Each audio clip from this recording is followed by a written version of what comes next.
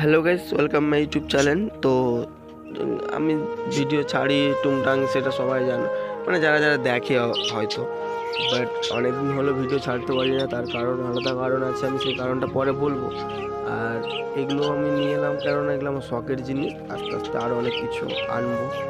তো তোমরা দেখো কী কী আনি, আমার কী কী আমার মানে পাখির সেট আপটা করি, তোমরা দেখতে পাবে আস্তে আস্তে। তো এগুলোই আনলাম, দেখো আর কি, আর অনেক কিছু আনার চেষ্টা করছি আমি।